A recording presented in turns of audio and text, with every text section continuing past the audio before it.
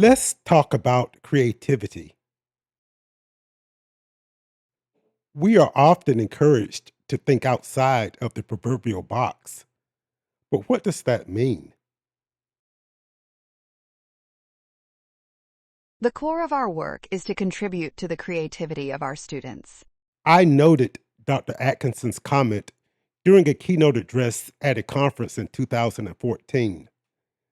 Though the remark came from the head of our state's education department, I wondered, did anyone in the audience of several thousand educators know exactly why creativity should be the core of our work? Did Dr. Atkinson wrongly assume that a clear and consistent understanding of the concept existed within the room? Maybe you have been labeled as creative or have attributed the capacity to others. Does this designation imply that some people are creative and others are not? Does this mean that creativity can only be attained by a few born Einsteins, or is creativity a capacity that is attainable by all? This insight led me to conceive of a research project designed to achieve a better understanding of creativity by enlisting the assistance of those who are or should be responsible for developing it. I compared a group of Teacher of the Year recipients' view of creativity with that of prominent psychologists who have studied the concept over the years. I proposed that the first step in rendering creativity as attainable to all is to arrive at a reasonably common understanding of the concept. I could think of no better people who could add clarity to the meaning of creativity than a group of exemplary teachers. In the most general terms, psychologists tend to agree that the creative idea must meet two requirements. The idea must be new and of some value.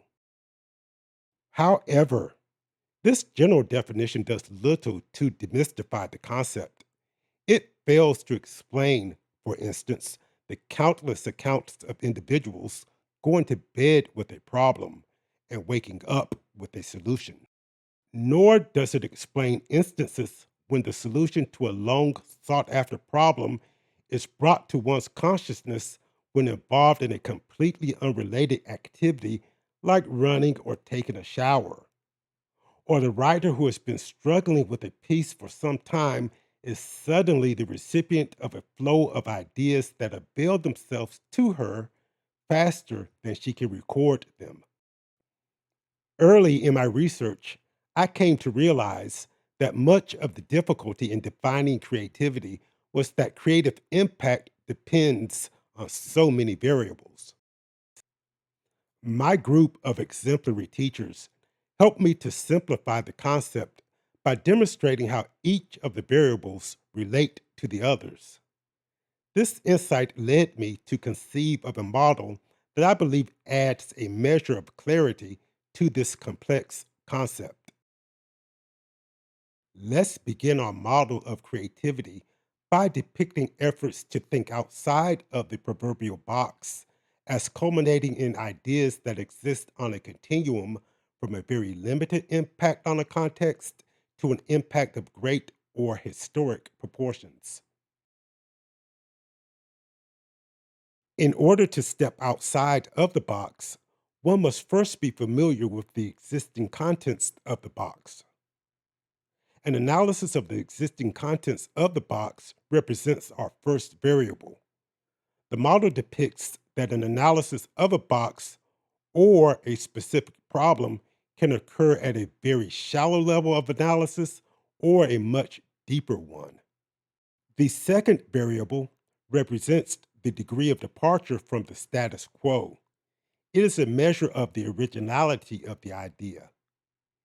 It represents an acknowledgement that ideas vary with regard to the degree to which they depart from the status quo, and such departure can occur at any level of analysis.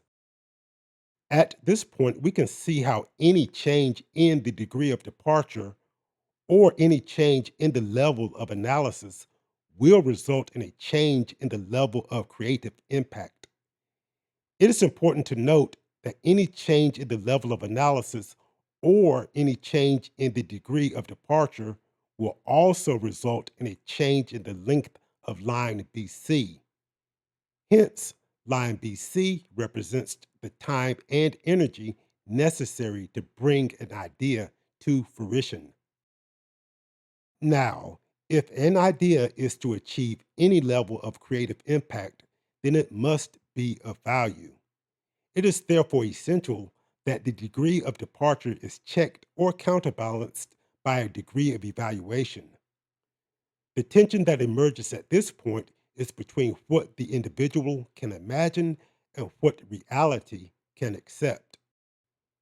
When one conceives of ideas by asking, why not?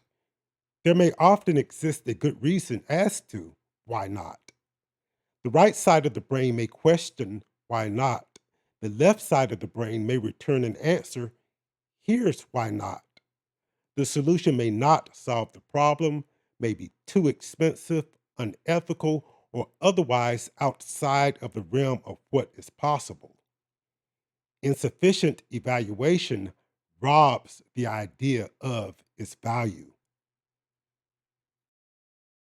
On the other hand, the individual who applies too much evaluation runs the risk of conceiving of ideas that are closely aligned with the existing status quo, robbing the idea of its newness. If all else were equal, then the depth of analysis variable, the degree of departure variable, and the degree of evaluation variable would complete our model. But all things are not equal. Domains can vary greatly with regard to their willingness to accept a new idea. This second level of evaluation is imposed on creators by the context in which they work. If an idea is to have impact, then it must survive the scrutiny of the applicable context. Hence, it may be more accurate to depict line BC as a jagged line, since additional time and energy are necessary to bring an idea to fruition, depending on the nature of the applicable context to be more or less receptive to new ideas. The good news is that there exists a variable that can mitigate or counterbalance the resistance of any given context. This final variable depicts the idea that individuals can vary with regard to their willingness to commit the additional time and energy necessary to endure such resistance.